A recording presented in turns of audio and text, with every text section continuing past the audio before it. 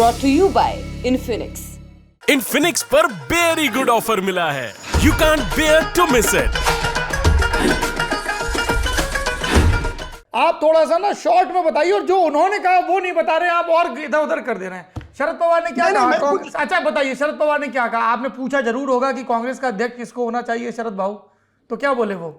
शरद पवार का कहना है कि कांग्रेस में गांधी परिवार के अलावा कोई नहीं डिसाइड करता। मैंने उनको ये भी याद दिलाया कि 97 में वो लड़े थे केसरी के खिलाफ, सीताराम केसरी के खिलाफ, और हारे थे। उन्होंने कहा देखिए जो भी है ना, जो सोनिया गांधी चाहेगी वही होता है उस पार्टी में। उनको वो राहुल गांधी में उनका इतना विश्वास नहीं है कि इतना सोनिया गांधी में। वो अभी भी समझते हैं कि सोनिया गांधी वहां की असली राजनेता है कांग्रेस में। कांग्रेस की कमान उनके ख्याल में सोनिया गांधी तय करती है किस दिशा में कांग्रेस तो उनको क्या संकेत मिले हैं? सोनिया ने क्या चाहा? उनको लगता है कि अशोक गहलोत बनेंगे। साफ उनका कहना है एक बार तो सोनिया। उन्होंने एक बड़ी बात कही, बाकी नेता मिलने गए सोनिया गांधी से, सोनिया गांधी ने अशोक गहलोत को बुलाया था पहली बार 2-3 हफ्ते पहले। इसके साथ संकेत है कि हाई कमांड सोनिया गांधी के साथ है। उन्होंने कहा कि जब सीताराम केसरी हमारे खिलाफ जीते थे, क्योंकि हाई कमांड एक तरह से सीताराम केसरी को उस समय समर्थन दिया था। सीताराम केसरी को समर्थन से ज्यादा शरद पवार का विरोध किया था, वो ज्यादा स्पष्ट कर दिया था। बिल्कुल बिल्कुल शरद पवार का विरोध किया था, और इस वजह से प्रणब मुखर्जी, अर्जुन सिंह, जो सोनिया गांधी के करीबी उस समय माने जाते थे, खासकर कि अर्जुन सिंह जो करीबी माने जाते थे, उन्होंने भी सीताराम केसरी का उस समय 97 में समर्थन किया था। तो शरद पवार ने साफ कहा जहां गांधी परिवार जाता है वहीं अध्यक्षता जाती है। लेकिन देखिए एक तरह से मुझे लगता है कि आज अगर वो कांग्रेस में होते, वही शरद पवार, तो क्या अभी भी वो लड़ाई में होते, अध्यक्षता की लड़ाई? क्योंकि एक तरह तो वैक्यूम है। वो लड़ाई में होते ना होते, लेकिन मैं अपने दर्शकों को आश्वस्त कर सकता हूं कि राजदीप सरदेसाई जरूर जोरदारी से उनकी दावेदारी के बारे में सारे प्लस पॉइंट बता रहे होते। नहीं, ये बहुत गलत। नहीं, ये बिल्कुल गलत। अरे किसी देखिए, नहीं एक सेकंड आप ना एक तो महाराज इतना डिजिटल में इतना टच ही नहीं होते। कोई भी व्यक्ति किसी भी पार्टी का हो, जब वो आपके राज्य से होता है, आपकी और उसकी मातृभाषा एक होती है, आपके और उसके सांस्कृतिक और सामाजिक रेफरेंस एक होते हैं, तो जाहिर सी बात है कि आप आत्मीयता महसूस करते हो ना। आप कैंपेन थोड़ा ना करने लगोगे जाके शरद पवार के लिए, या देवेंद्र फडणवीस के लिए, या नितिन गडकरी के लिए, या उद्धव ठाकरे के लिए। पर मैं आपको आज एक कहानी बताता हूं। आप अपनी वो टाइम्स ऑफ इंडिया की रिपोर्ट बताएंगे? जी बताइए। 1991 में जब राजीव गांधी की मौत हुई, असैसिनेशन हुआ, उसके बाद कांग्रेस में चर्चा चल रही थी कि आफ्टर राजीव के बाद कौन। और विलासराव देशमुख हमें मुंबई में मिले कुछ दिनों बाद, राजीव के फ्यूनरल के बाद।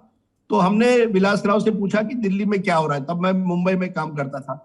तो विलासराव ने हमें बताया कि एक मीटिंग हुई है दिल्ली में, जिसमें चिमन भाई पटेल, पूर्व गुजरात के मुख्यमंत्री, एस बंगरप्पा और कुछ और नेता शरद पवार। चिमन भाई पटेल तब सिटिंग सीएम थे गुजरात। हाँ बिल्कुल। और उन्होंने तय किया है कि शरद पवार को हम प्रोजेक्ट करेंगे। तो हमें लगा ये बड़ी अच्छी खबर है, ऑफ द रिकॉर्ड थी, लेकिन हमने सोर्सेस कोट करके ये खबर चला दी। अगले दिन सुबह 6 बजे मुझे फोन आता है दिल्ली से शरद पवार का। कहते क्या कर दिया आपने? तो मैंने कहा क्या हुआ? नहीं, आपने ये बड़ी खबर फ्रंट पेज पर चला दी है, अब जितने भी बाकी मेरे विरोधी हैं वो एकजुट हो जाएंगे, और आपने महाराष्ट्र के मुख्यमंत्री, मेरे प्रधानमंत्री, महाराष्ट्र से प्रधानमंत्री हो सकता है, और आपने उसमें एक रोड़ा डाल दिया है।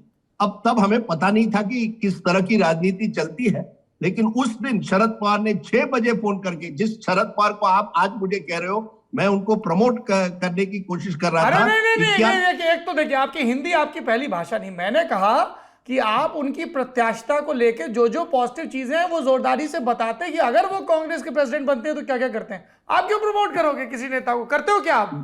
नहीं, मैं नहीं करता। हाँ। लेकिन मेरा कहना है कि 91 में आज भी शरद पवार को लगता है उस स्टोरी की वजह से जो एंटी शरद पवार कैंप था वो एकजुट हो गया, नरसिम्हा राव, अर्जुन सिंह वगैरह, और उनका जो प्लान था कि लास्ट मिनट उनका नाम लेकर एक ऑपरेशन सिल्वर कहा गया था, उसके जरिए वो देश के प्रधानमंत्री बन पाएंगे, वो नहीं बन पाए। ये सच्चाई है। और ये 91 की स्टोरी है। तो हाँ, आपकी बात सही है कि जो राजदीप रीजनल भाई, शरद पवार ने जितनी कवायद बॉम्बे क्लब को लाके दिल्ली के एक होटल में टिकाने और माहौल बनाने में की थी, उसकी आधी कवायद भी के करुणाकरन, अर्जुन सिंह और एनडी तिवारी सरीखे ओल्ड गार्ड को साथ लाने में कर लेते नरसिम्हा राव के बरक्स, तो कहानी कुछ और होती है। नहीं नहीं, बिल्कुल। और उन्होंने एक गलती कर दी, उन्होंने सिग्नेचर कैंपेन शुरू कर दिया और हमें कुछ पत्रकारों को वो दिल्ली भी ले गए थे उस समय, क्योंकि उनको लगा कि अब छत्रपति, एक नया छत्रपति आ रहा है, दिल्ली आ रहा है। हमें बड़े सालों से मलाल है कि दिल्ली की राजनीति सह्याद्री से दूर रहती है, तो हमें लगा कि अब सह्याद्री हिमालय की तरफ जा रहा है। उन्होंने हमको एक होटल में रुकवाया और हम लोग वहां रिपोर्टिंग कर रहे थे कि एक सिग्नेचर कैंपेन सुरेश कलमाड़ी ने शुरू किया शरद पवार के नाम पर। अब दिल्ली की राजनीति में सिग्नेचर कैंपेन नहीं चलता, आपने बिल्कुल सही कहा। अगर वो अर्जुन सिंह, एनडी तिवारी वगैरह नेता, खासकर की सोनिया गांधी को अपनी तरफ कर पाते तो शायद 1991 में वो देश के प्रधानमंत्री पर वो मुमकिन नहीं था, क्योंकि खुद राजीव भी शरद की महत्वाकांक्षाओं को लेकर, उनके पुराने पॉलिटिकल समरसॉल्ट्स को लेकर बहुत सहज नहीं थे, पॉइंट 1। और दूसरा, आपने छत्रपति का जिक्र किया राजदीप जी, अगर छत्रपति शिवाजी महाराज के जीवन, उनकी युद्ध रणनीतियों से सबक सीखा होता, तो छत्रपति शिवाजी महाराज ने इतिहास से बहुत सीखा था अपने वर्तमान को गढ़ने के लिए। इसी दिल्ली में मोरारजी देसाई के बेटे कांति देसाई ने सिग्नेचर कैंपेन चलाया था। इसी दिल्ली में एक पत्रकार कुलदीप नैयर ने उसकी खबर की थी और उसके बाद लाल बहादुर शास्त्री की प्रत्याशिता और मजबूत हुई थी, कामराज और मुस्कुराए थे। बहरहाल वो आज का विषय नहीं है।